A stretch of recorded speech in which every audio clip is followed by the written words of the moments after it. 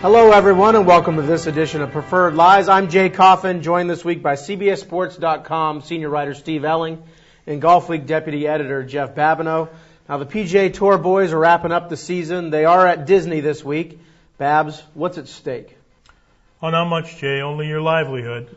That's all. I mean, just jobs for next year. I mean, it's the annual grind at Disney, which to me is the greatest conflict you can ever see. You know, you're at this joyous little theme park, and these guys are grinding it out. They got the families with a lot of them, you know, having fun on the rides all day, and they're sweating bullets trying to keep a job for next year. Yeah. So it's, you know, that 125 number has moved huge in this fall finish, and there's a lot at stake. $800,000 doesn't get you what it used to, does it? It doesn't. You know, it pays the rent, but it doesn't get you a job for next year. Tough deal. You're going to see guys this week gagging up their lunch, and it's going to have nothing to do with being upside down and hitting G-forces on all those theme park rides. Right. The white knuckle stuff's really going to be going on with your putter in your hand over on the golf course for, you know, a bunch of fairly recognizable names, you know, including guys like Rich Beam.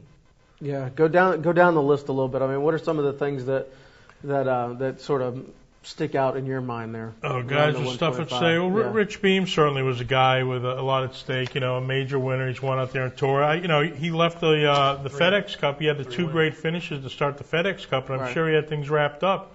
You know, when we started this fall finish, Brett Quigley went to have knee surgery after Boston. Right. He was 109th on the money list. Right. He is now outside the top 125. So I think the one thing that none of us expected was this much movement.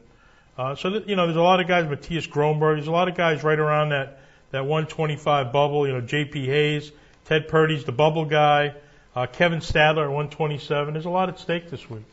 And it's sort of odd that there are some guys here playing at Disney this week that were in that first FedEx Cup event, but they're back here again at Disney fighting for their card next year. Well, it's sort of what we predicted when we have a field of 144. That there'd be, 19 guys that hadn't locked up their cards. So, it's going to be clearly the plot this week. Somebody's going to win and lock up 2 years of exemptions and all that good stuff. But between the numbers of 118 and 138 on the money list, 19 of those 20 guys are here, and Quigley being the only one who's not, and that's because he had surgery and is incapable of playing. So, you know, it's been the volatility. It's been exactly what the tour said was going to happen in the fall series. You know, it'll give these guys a chance to make a move, kind of resuscitate themselves after maybe not such a good year. You know, Rich Beam made the cut last week at that inaugural Ginn tournament and dropped 2 spots. Right. You know, so, you know, he right now, Rich is, where is he? 121. 121, right. And, you know, with the number of guys that have been making jumps, you know, 2 or 3 guys passed him last week, and that's certainly possible because they are all here right now and smelling blood in the water. Would you say 118 to 138 are in the field? But to me, I mean, the bigger bubble, and the one that guys won't focus on is the 150. Yeah. I mean, if you get inside the 150, you avoid the second stage of Q School. That is the killer Q School stage. I mean, if you're in the Q School finals, you have a job next year. You're going to have partial status on the PGA Tour, if not the Nationwide Tour, Nationwide card. You know, I mean, guys, veterans have shown what you can do on the Nationwide Tour. I mean, Jay Williamson goes out there, gets his confidence back, and wins enough in limited starts on the PGA Tour to get a card for next year. Mm-hmm. So to me, it's that 150. You know, there's guys, Dickie Pride's pushing to get in there. Lee Jansen's outside that number.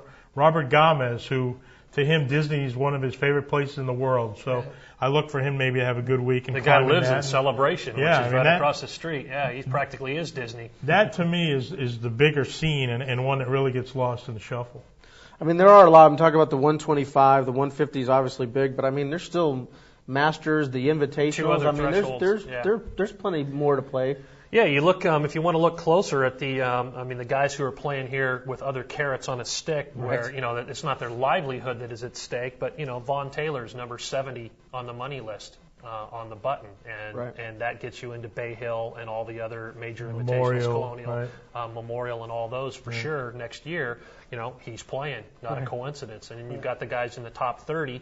Who are trying to lock up master spots automatically next year, and there are a few guys that are sort of on that little bubble. So there's 4. You had Sean O'Haire chasing the Masters, and Sean, you know, was there this weekend with a chance to win down at the Ginn and didn't get it done. So he was going to play in China on the World Cup team, and now that Aaron Oberhoser is not going to play, We have a whole new team heading over there for the World Cup. Slightly different. All right, that wraps it up for this edition of Preferred Lies. Before we go, I want to remind you to jump into Golfweek.com's discussion boards. We want to hear from you. Let us know what you think about this fall series, about what's going to happen this week at Disney. So for Steve Elling and Jeff Babineau, I'm Jay Coffin. We'll see you next time.